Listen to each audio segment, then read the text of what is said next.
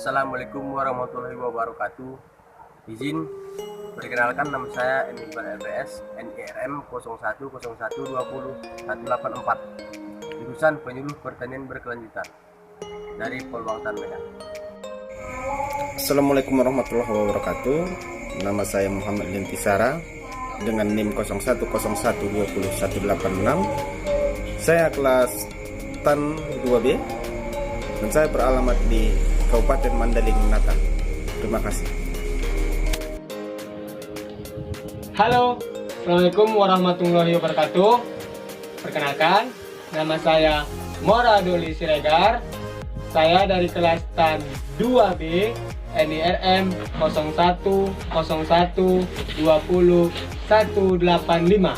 Saya bertempat tinggal di Kabupaten Labuhan Batu Utara, Provinsi Sumatera Utara. Terima kasih. Assalamualaikum warahmatullahi wabarakatuh. Halo, saya Nita Seherma dengan NIRM 0101201187 dari kelas TAN 2B.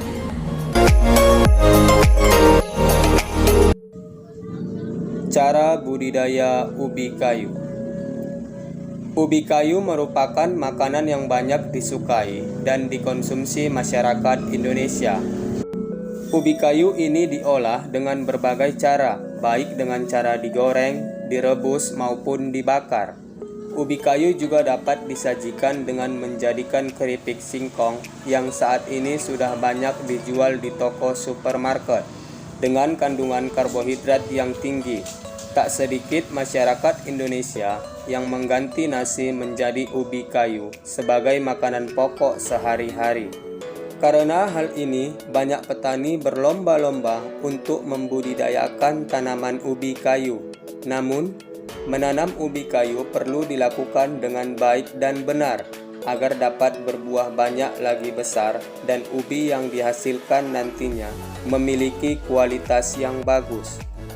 Saat ini, bisnis makanan dengan bahan dasar ubi kayu sudah merajalela dengan banyaknya permintaan produksi keripik ubi kayu maupun makanan lainnya.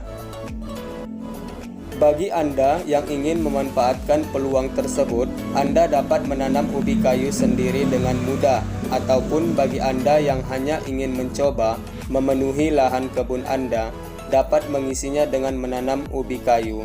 Selain mudah dibudidayakan, resiko gagal bahan juga sangat kecil jika dibandingkan dengan komoditas lainnya. Syarat tumbuh yang utama adalah cahaya matahari.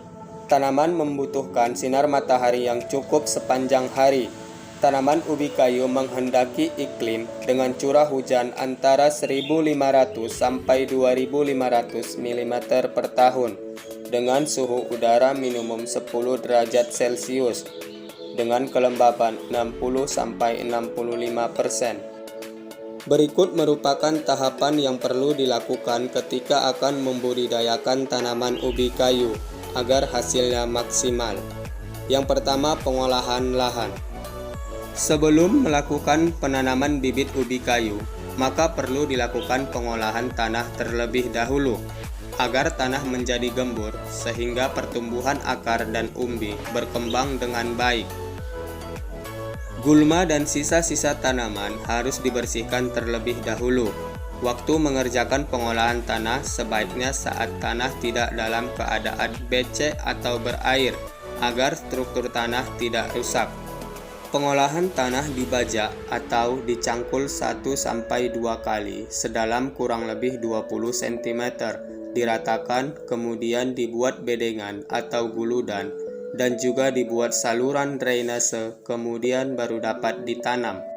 Yang kedua, persiapan bibit. Bibit ubi kayu pada umumnya selalu menggunakan batang utamanya, yaitu tidak terlalu muda dan tidak terlalu tua. Umur ideal dari batang pohon yang bisa dijadikan bibit berkisar antara 7-8 bulan. Batang ubi kayu dipotong dengan panjang kira-kira 20 cm dengan diameter kurang lebih 1,5 cm untuk mendapatkan bibit yang memiliki kemungkinan hidup tinggi dan kualitas hidup yang baik.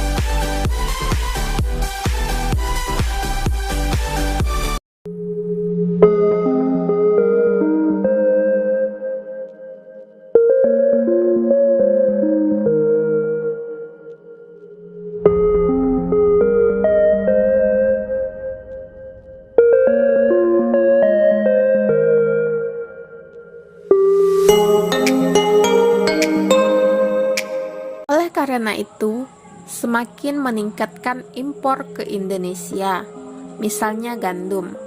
Sepanjang Januari sampai September 2020, Kementerian Pertanian mencatat impor gandum mencapai 8 juta ton dengan nilai 2,1 miliar dolar Amerika Serikat. Banyaknya impor yang masuk ke Indonesia menunjukkan rendahnya ketahanan pangan. Salah satu strategi untuk mengurangi impor gandum yaitu dengan mengganti gandum menjadi ubi kayu.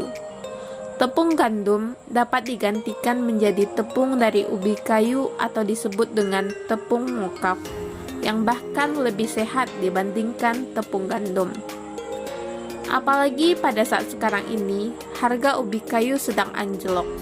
Diharapkan, pengolahan menjadi tepung mokaf dapat menghindarkan petani mengalami kerugian yang lebih besar. Selain itu, tepung mokaf juga memiliki banyak keunggulan dari sisi gizi yang baik untuk direkomendasikan sebagai pangan sehat selama pandemi COVID-19 ini. Namun, pada saat sekarang ini, pembuatan tepung mokaf masih menggunakan cara konvensional yang membutuhkan waktu 5-6 hari produksi. Dan sekarang sudah ada jalan keluarnya. Balai Besar Industri Agro BBIA Kementerian Perindustrian Bogor berhasil mengatasi kelemahan proses konvensional ini. Tidak tanggung-tanggung, teknologi Industri 4 pun ditambahkan dalam mesin pengolah tepung singkong. Soal higienis tentu, mesin ini lebih unggul. Singkong dicuci secara otomatis dalam mesin yang steril. Setelah proses pengirisan, singkong masuk dalam proses fermentasi di dalam mesin. Hasilnya kembali dibilas dan dikeringkan ke mesin pengeringan dengan suhu 60 derajat Celcius. Setelah menjadi tepung, masuk ke proses penyaringan sampai akhirnya dikemas dan siap dipasarkan. Seluruh proses tadi dipantau secara real time menggunakan Internet of Things. Kinerja mesin dan jumlah produksi dapat dilihat dari manapun melalui gawai. Dengan adanya penambahan teknologi-teknologi yang terkait dengan 4.0 seperti Internet of Things, kemudian bagaimana mesin ini sebagai contoh adalah bisa berkomunikasi satu sama lain. Jadi mesin to mesin communication. Kemudian kita juga menambahkan di sini bagaimana mesin itu bisa berkomunikasi juga dengan kita, human. Itu kita menambahkan satu sistem yang namanya human machine interface. Implementasi Industri 4 pada mesin ini berhasil membuat waktu produksi tepung singkong dari 4-6 hari menjadi hanya 24 jam saja. Wow, keren kan?